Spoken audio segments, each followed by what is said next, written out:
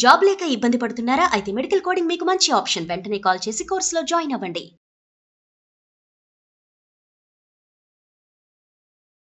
నమస్తే రమగారు. నమస్తే జయ. రమగారు, Australia government అట పిల్లలు సోషల్ మీడియా వాడకం మీద నిషేధం విధించాలని అనుకుంటుందట.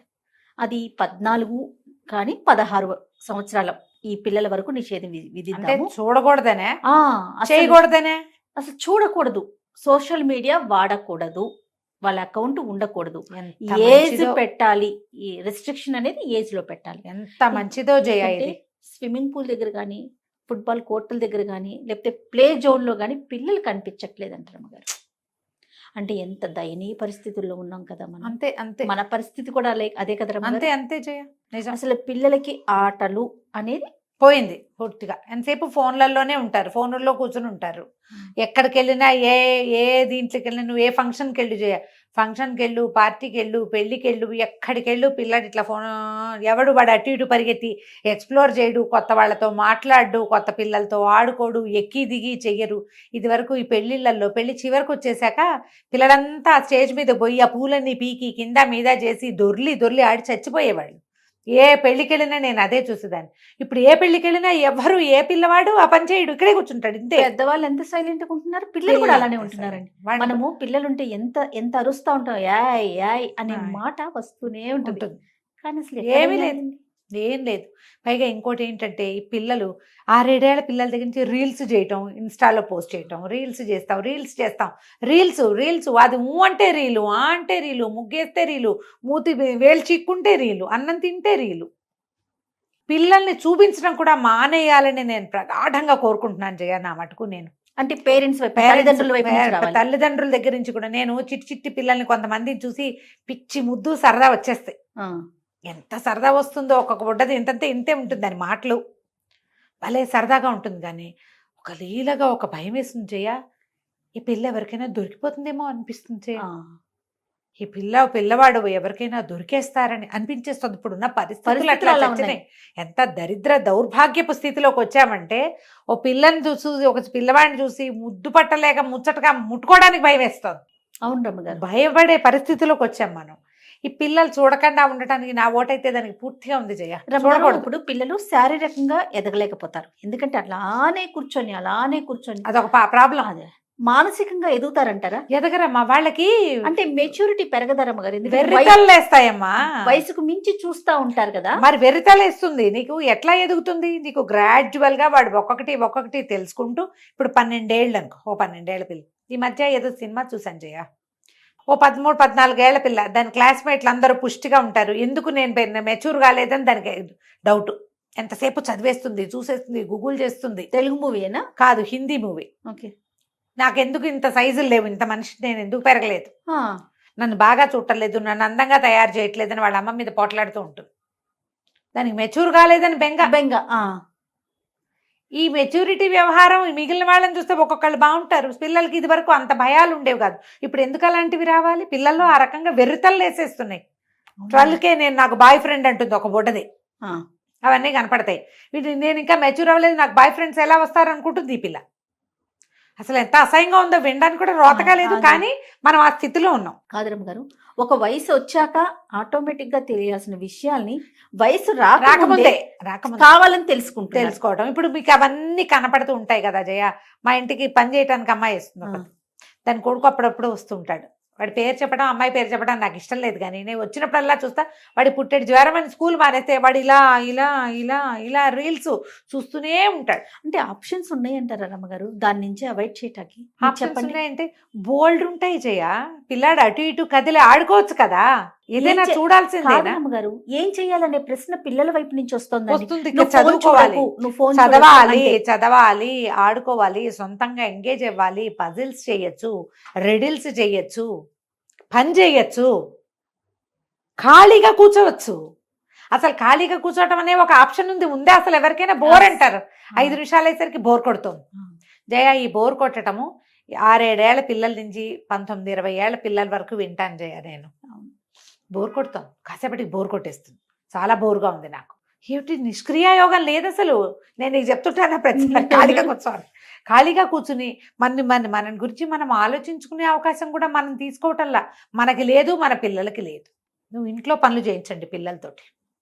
ఉల్లిపాయలు ఒలిపించండి అక్కర్లేకపోయినా, బెండకాయలు తరిగించండి, వెల్లుల్లిపాయలు ఒలవాలి, బట్టలు సర్దాలి, పుస్తకాలు సర్దాలి, ఏదైనా పని చేయాలి. లేదా ఆడుకో, 100 ఆటలు ఉన్నాయి, ఎన్ని రకాలు ఉన్నాయి. ఓ పెయింటింగ్ చేయి, ఏదైనా కొంపగోడు ఏకం చేస్తారు. అయినా సరే దాన్ని మనం ఎంకరేజ్ చేయొచ్చు. ఈ బ్రెయిన్ చెడిపోయే బదులు ఇల్లు చెడిపోవటం నయం కాదమ్మా, అవునా కాదా? కొత్త విషయాలు తెలుసుకోవటం వల్ల పిల్లలు ఎదుగుతారు అనేది ఎంత మంచి విషయమో, అడ్డదిడ్డంగా పెరిగిపోతారనేది అంత చెడ్డ విషయం కదా. మీ ఉద్దేశం ఏదైనా ఒక సర్టన్ టైం పెట్టి, లిమిటేషన్ పెట్టి, సోషల్ మీడియాలో కూడా వీళ్ళ ఏజ్కి తగినట్టు ఇదే చూడాలి, ఇంతవరకే వీళ్ళకి యాక్సెస్ ఉంటే బాగుంటుంది అట్లా అనిపిస్తుందా? అసలు పూర్తిగా అసలు వీళ్ళు అసలు సోషల్ మీడియాకే మన పిల్లలు పనికి రారు, అలాంటి చట్టం వస్తే మనకు కూడా బాగుంటుందని అనిపిస్తుంది రమ్మగారు? మీ ఉద్దేశం నాకైతే అదే బాగుంటుంది అనిపిస్తుంది. నేను రెండోదే, ఎందుకంటే పిల్లలకి అసలు ఇందులోకి యాక్సెసే ఉండకూడదు అనుకుంటున్నాను నేను. నీకు ఇందులో ఎలాంటివి ఉన్నాయో జయ? సోషల్ మీడియా అంటే ఏదైనా యూట్యూబ్ చూడడము, ఇన్స్టా రీల్స్ చూడడము మాత్రమేనా? కాదు. ఫేస్బుక్ చూడడం, ఫేస్బుక్లో వీళ్ళకి సొంత అకౌంట్ ఇది చేసుకోవడం, లేదా ఇన్స్టాలో ఒక అకౌంట్ చేయటం, యూట్యూబ్లో కూడా ఒక కంటెంట్ క్రియేట్ చేసేసి ఏమిటో సూపర్ హీరోలు అయిపోయి వాళ్ళు ఎవరో కోట్లు సంపాదించేస్తారు, మనం కూడా సంపాదించేసుకోవాలనుకోవటం.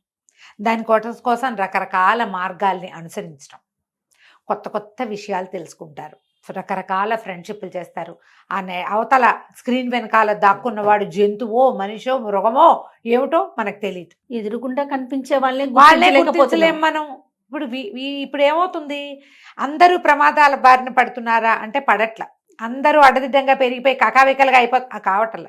కానీ అయినది మాత్రం పరమ భయంకరంగా అయిపోతుంది.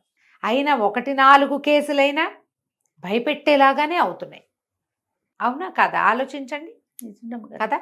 ఒక ఏజ్ వరకు పిల్లలకి ఇప్పుడు టీవీకి టైం పెట్టినట్టు 1 గంట సేపు TV, ½ an hour screen time. పిల్లల ఏజ్ని బట్టి వాళ్ళకి ఈ కొన్ని అసలు ఓపెన్ అవ్వకూడదు. పిల్లల ఏజ్ కూడా దొంగ బద్దాలు చెప్పేస్తారు, 17, 18 రాస్తారు. పిల్లలకి ఎలా ఉంటుంది జయ? వేలు చూపిస్తే మండమింగేస్తారు జయ చిన్నపిల్లలు కదా. కానీ న్యూక్లియర్ ఫ్యామిలీస్ అయిపోయినాయి కదా, వాళ్ళకి పాపం వేరే అవకాశం లేదు. మనం ఇది చెప్తాం. అంటే ఏం చేస్తా, ఆప్షన్ ఏంటి? ఇప్పుడు అమ్మ ఉద్యోగానికి వెళ్ళిపోతుంది, నాన్న వెళ్ళిపోతారు, ఇంట్లో ఒక్కరు లేదా ఇద్దరు కదా, ఒక్కరేనేమో బహుశా చాలా వరకు కూడా చూస్తా ఉన్నాం. అవును. వాళ్ళకి ఇంకేంటి ఆప్షన్స్? ఏం చెయ్యాలి? దీని నుంచి తప్పించాలి, సోషల్ మీడియాని తగ్గిద్దాం, పిల్లలకి తగ్గించాలని మనం కోరుకుంటున్నాం. మనం ఏమి ఇవ్వాలి అంటే ఏం చేయగలుగుతాం? వాళ్ళని ఎంగేజ్ చేయాలి ఎక్కడైనా, వాళ్ళని ఏదైనా నేర్చుకోవడానికి, ఏదైనా చదువుకోవడానికి, ఎక్కడైనా ఆడుకోవడానికి, పవర్ స్పోర్ట్, ఒళ్ళలిసే రకపు ఆటలు, బ్రెయిన్ అలిసే రకపు ఎక్సర్సైజ్లు, వాటిలో ఎంగేజ్ చేయాలి. ఎక్కడో చోట మనం చాలలేదని అనిపిస్తుంది, చాలదనిపిస్తుంది. చాలకపోయినా సరే ట్రై చేయండి. ఇది వరకు ఏమున్నాయో చెప్పు చెయ్యా నువ్వు. అంటే ఇది వరకు ఫ్యామిలీలు ఎక్కువ ఉండే, ఏం ఫ్యామిలీ కాదు. 50 మంది ఉన్నారా మీ ఇంట్లో? మీరు ఎంతమంది ఉన్నారు? మేమిద్దరం. అంతే కదా. ఉన్నా కూడా తను చెన్నైలో ఉంది కాబట్టి సరే మేము అక్క చెల్లెలు. అవును. అప్పుడు ఎవరు ఉండేవాళ్ళు? ఎంతసేపు మీ మేనత్తలు మీ ఇంటికి వచ్చేసేవాళ్ళ? మీరే ఎవరింటికైనా వెళ్ళిపోయి నాయన ముందు రోడ్ల మీద పడి ఆడుకునే వాళ్ళు అమ్మగారు, రోడ్డు మీద. ఇప్పుడు చూడు పాయింట్ వచ్చింది, చూసావా? ఇప్పుడు మేమైతే నేనంటే చాలా మంది గుంపుతోటున్నాను. మా అక్కయ్యల పిల్లల టైంకి వచ్చేనాడికి ఏదో ఎండాకాలం సెలవులకు వచ్చేవాళ్ళు. మిగిలిన రోజుల్లో వాళ్ళ ఇళ్లలో వాళ్లే కదమ్మా. ఇప్పటికి 30-40 సంవత్సరాలుగా న్యూక్లియర్ ఇప్పుడు మరీ బొత్తిగా ఏదో ఐసోలేటెడ్గా ఎక్కడో ఉంటున్నాం. కానీ సాధారణ గుంపుతో పండక్కి పబ్బానికి కలిసేవాళ్ళు, అప్పుడప్పుడు కనపడే ఫ్రెండ్స్, అది 30 ఏళ్ళ నుంచే ఉంది. నువ్వు ఆడుకునేవాళ్ళు, ఫిజికల్గా పనిచేసేవాళ్ళు జయ పిల్లలు. స్కూళ్ళకి నడిచి వచ్చేవాళ్ళు. అవునండి. శక్తి ఖర్చు అయ్యేది, మన పనులు మనం చేసేవాళ్ళం, శక్తి ఖర్చు అయ్యేది. ఏదైనా పిండి పట్టించుకురావడానికి, వస్తువు కొనుక్కురావడానికి పిల్లల్ని రోడ్ల మీదకి దోలేవాళ్ళు. అమ్మలకి ఎంత హెల్ప్ స్కూల్కి వెళ్తున్నా కూడా రమ్మగారు ఎంత హెల్ప్ చేసే వాళ్ళము. ఇప్పుడు ఏముంది, పిల్లలు నోటికి అందిస్తావు ఎంతసేపు నువ్వు, అవునా కాదా? ఫిజికల్ పనులలో ఇన్వాల్వ్ చేసి కొంత ఇంట్లో డొమెస్టిక్ హెల్ప్ కి పిల్లల్ని వాడుకుంటే కొంత ఎంగేజ్ అవుతారు, కొంత దాని మీద ఐడియా వస్తుంది, దాని మీద ఏదైనా డెవలప్ చేస్తారు. కొంతమంది ప్రాడిజీస్ ఉంటారు, చిన్నప్పుడే మేధావులు ఉంటారు జయ. వాళ్ళు వంటలు చేసి టీవీలో పెట్టేస్తారు, ఏదో వస్తువులు తయారు చేసి యూట్యూబ్లో పెట్టేస్తారు. ఎంతమంది ఉంటారు? వాళ్ళ పిల్లలంతా ఎవరో 5-6 పిల్లలు మనకు తెలిసిన వాళ్ళ పిల్లలు చేస్తుంటే మన పిల్లల్ని ఎంకరేజ్ చేస్తే ఇదో గీత గీసి కూడా పెడతానంటుంది. గీత గీసి పెట్టింది. నేను ఒకళ్ళతో గురించి చెప్పానో లేదో నీకు, దానికి అసలు తొక్కు పలుకులు, క్లారిటీ లేదు, పాడు లేదు. ఇంకాను పాపం చిట్టి పిల్ల పలుకులు తొక్కు పలుకులు అలాగే అనాలి. మాటలు స్పష్టంగా లేవు, దానికి క్షాలు శాలు పలకవు. అయినా కూడా దాని శ్లోకాలు చదివేసేసి దాన్ని ఎంకరేజ్ చేయమంటారు నన్ను. ఏవో శ్లోకాలు దానికి ఏవో ర్యాండమ్గా నేర్పించి అవి యూట్యూబ్లో పెట్టి, అవి ఫేస్బుక్లో పెట్టి, అవి ఇంకెక్కడో పెట్టి నేర్పించడానికి టైం పెట్టండి. వీళ్ళు నీకు వచ్చిన 2 ముక్కలే దానికి నేర్పి అదంతా పబ్లిక్లోకి చూపించాలనుకుంటే ఎట్లా? బాగా రావాలి కదా. ఎంగేజ్ అయితే పబ్లిక్లో చూపించాలని ఉండదమ్మా. ఆ స్కూళ్ళల్లోనో ఆ కాలేజీల్లోనో వాడుకుంటారు ఆ ప్రతిభా విశేషాలని. అవకాశం ఉంటే ముందుకెళ్తారు. ఈ చంటపడి ప్రతిభనే చూపించాలని అనుకుంటే ఎలా చెప్పు? అవునండి. కొంచెం జాగ్రత్త పడటము మంచిదేమో అనే అనిపిస్తోంది జయ నాకు. నేను చాలా మంది మా పిల్లలు మీ కథలు వింటారు, ఒక్కొక్క పిల్లలు చాలా ఉత్సాహంగా అమ్మమ్మ అని వచ్చేస్తారు నా దగ్గరికి. ఒక్కొక్క పిల్ల పరిగెత్తుకుంటూ వచ్చి మీ కథలు వింటే నాకు భలే ఇష్టం, బుట్టయే చెప్పేస్తా. చెప్పేశాక అంటే వీళ్ళమ్మ చూడలేదా అనిపిస్తుంది జయ నాకు. నువ్వు ఇప్పుడు నేను ఈ మాట చెప్పాక కనీసం 5-6 అవునని రెస్పాండ్ అవుతారు. తల్లులు విని పిల్లలకి చెప్పమని కాదా జయ మనం చెప్తాం. అవునా కదా? ఇప్పుడు నీ కూతురు డైరెక్ట్ గా వినదండి, నువ్వే చెప్తావు దానికి 100%. నీకు నీ పిల్లకి బాండ్ పెరగటం కోసం నేను ఒక ప్లాన్ చెప్తే మీరు నాతో పిల్లల బాండేజ్ పెంచుదామంటే ఎలాగా? నాతో పాటు టీవీ యూట్యూబ్కి బాండేజ్ పెరిగిపోలా? నన్ను ఒకదాన్నే చూస్తారా వాళ్ళు? కాదు కదా. అలా నన్ను వినే పిల్లలు వేలల్లో ఉన్నారు నేను చెప్తున్నాగా. అసలు ఒక అమ్మాయి ఒక వీడియో పెట్టింది, ఒక అమ్మాయి పేరు ఇప్పుడు మర్చిపోయి చాలా రోజులైంది. బట్ టీవీలో నేను కనపడంగానే పిల్లాడు పక్కన వచ్చి టీవీ దగ్గర చూస్తున్నాడు నా కోసం. తర్వాత వాళ్ళు మేము రోడ్డు మీద కనపడితే జయ 1 మినిట్ మాట్లాడేసరికి వాడు నన్ను గుర్తుపట్టేశాడు. ఎంత వయసు? 7 ఏడాది లోపల వాడికి నవ్వు అసలు ఎట్లా అంటే ఆకాశంలో చంద్రుడు విరబూసినట్టు విరబూసేసింది వాడి మొహం. వాళ్ళ మదర్ ఫోన్ లోనో టీవీలోనో పెట్టి వదిలేస్తుంది. విని నన్ను గుర్తుపట్టేస్తాడు అనమాట. పిచ్చి నవ్వు వచ్చేసి పిల్లాడికి భలే సంతోషం వేసింది. కానీ నాకు ఏమిటి ఇంత బుడ్డాడి కోసం కూడా చెప్తున్నాను నేను. ఇది బాగుంది, ఫీల్ బాగుంది, కానీ వాడిని కూడా అలవాటు చేసేసారు కదా. సేఫ్ కాదనిపించింది చేయ నాకు. కదండి, ప్రతిసారి నేను చెప్తా, తల్లులు విని పిల్లలకి మీ భాషలో చెప్పండి. నాలాగా చెప్పడం రాదు కాబట్టి నన్నే వినిపిస్తారు. నేను చెప్పే అమ్మాయికి వినిపించనివ్వమ్మా, కనిపించనివ్వద్దు. వినిపించడం కొంత మటుకు ఓకే. మన చిన్నప్పుడు రేడియో వినేవాళ్ళు. అసలు వాడి మొహం ఇప్పటికి తలుచుకుంటే ఎంత సంతోషం వస్తుందో నాకు. నీ కళ్ళు మొహం ఇట్లా విప్పార్చి గుర్తుపట్టేశాడు వాడు నా కంఠాన్ని మొహాన్ని కూడాను. అంతగా లోపలికి వెళ్ళిపోయింది. ఇది కొంచెం ప్లాన్డ్గా చేయండి అమ్మా. ఒకవేళ గవర్నమెంట్ అలాంటి రూల్ కనుక తెస్తే అది మీ పిల్లల సేఫ్టీ కని ప్రగాఢంగా నమ్మండి. ఒకవేళ అలా జరిగితే కనుక అదేం జరగదు, ఇలాగే ఉంది. మీకు ఏదైనా ప్రాబ్లమ్స్ వస్తున్నాయా దీనివల్ల అనేది తరిచి చూసుకోండి. తరిచి చూసుకుని ఈ టైంని తగ్గించండి. బయటికి వెళ్ళినప్పుడు పిల్లడు ఏదైనా బ్రెయిన్ గేమే ఆడుకోవాలి. మీ ఫోన్లో రీల్స్ చూడకూడదు. వేరే వాళ్ళు ఎవరో చేసిన రకరకాల వ్యవహారాలు చూడనివ్వకండి. సైంటిఫిక్గా తయారు చేసినవి ఏదైనా మేకింగ్ వీడియోస్ అలాంటివి సెలెక్ట్ చేసి పెట్టండి. దానివల్ల ప్లస్ అవుతుంది. నానా రకాల చెత్తలు చూసే అవకాశాన్ని పిల్లలకి ఇవ్వబోకండి. యాజ్ ఏ యూట్యూబర్, నేను ఒక యూట్యూబర్గా ఉన్నప్పటికీ నేను ఇది ప్రగాఢంగా నమ్ముతున్నాను. చిన్నపిల్లలు పిచ్చి పిచ్చి డ్యాన్సులు, వెర్రి బట్టలు వేసుకుని చూపించటము, ప్రజలకి తనని తను ప్రజెంట్ చేసేసుకోవాలనే భావాలని పెంపొందించకండి.